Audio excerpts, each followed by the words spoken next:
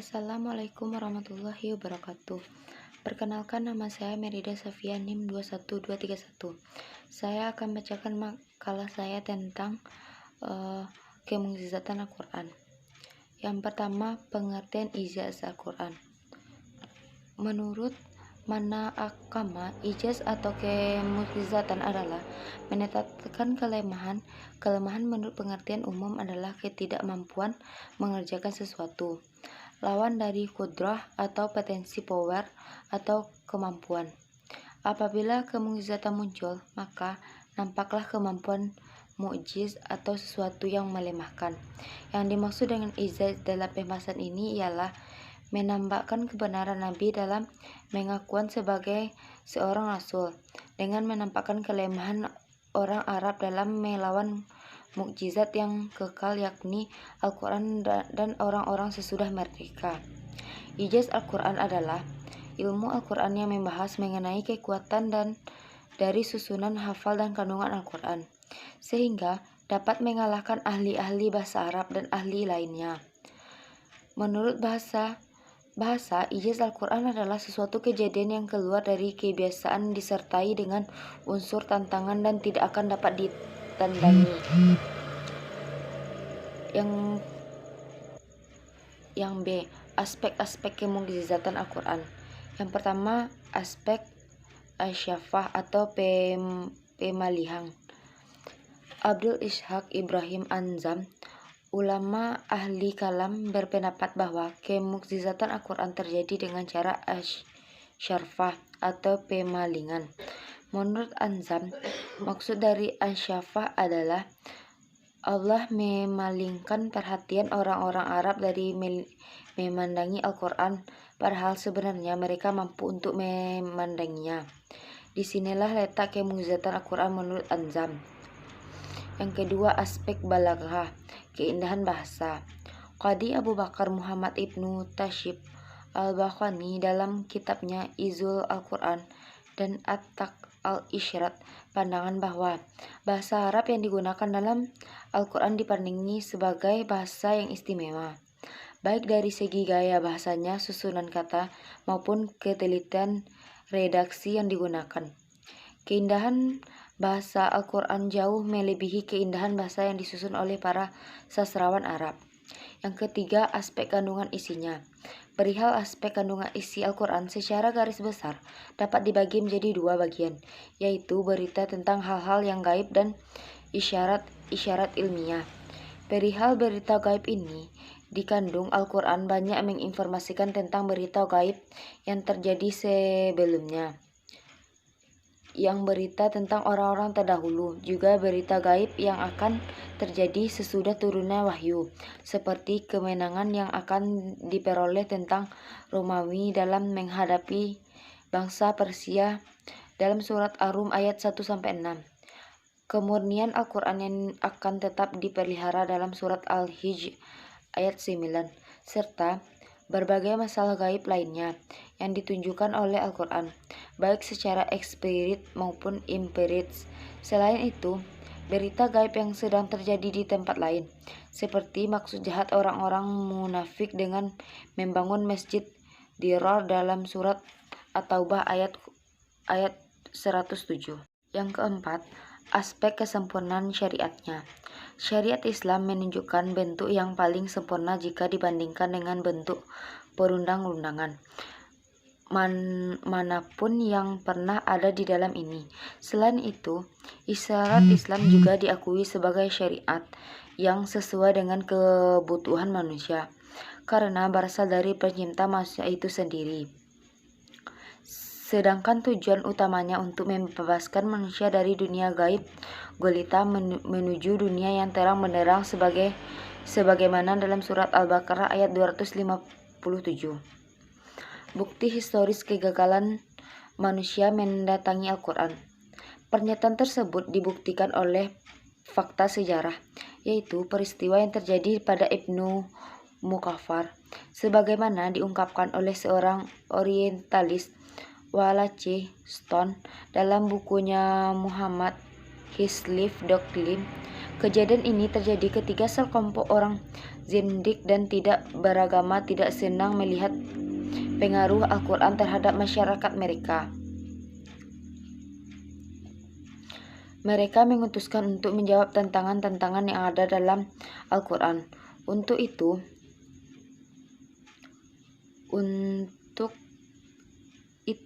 mereka menawarkan kepada Abdul Ibnul Muqaffa, seorang sastrawan besar dan menulis terkenal, agar berada dalam karya tulis untuk mendatangi Al-Quran. Ibnu Muqaffa berjanji akan menyelesaikan tugas itu dalam waktu 1 tahun. Sebagaimana imbalannya, mereka harus menanggung semua biaya Ibnu Muqaffa selama setahun itu. Setelah berjalan setengah tahun, kaum ateis dan zindik mendatangi Ibnu Muqaffa. Mereka ingin mengetahui sampai sejauh mana hasil yang diciptakan sastrawan tersebut dalam menghadapi tantangan Al-Quran. Pada waktu memasuki kamar sastrawan asal Persia itu, mereka menemukan Ibnu Muqaffa sedang duduk memegang pena, tenggelam dalam alam pikirannya. Kertas-kertas tulis terbaran di lantai dan kamarnya penuh dengan sobekan-sobekan kertas yang telah ditulisi. Kemukjizatan para nabi. Yang pertama, Nabi Adam. Nabi Adam merupakan nabi pertama sekaligus manusia pertama yang Allah ciptakan sebelum Nabi Adam tinggal di surga dengan pasangannya. Namun atas bujukan iblis, Adam dan Hawa bertaubat. Allah tetap memerintahkan mereka turun ke bumi. Beberapa mukjizat Nabi Adam yaitu: yang pertama, menjadi khalifah pertama di bumi. Yang kedua, diajarkan oleh Allah sebagai hal tentang nama, benda, dan makhluk di bumi.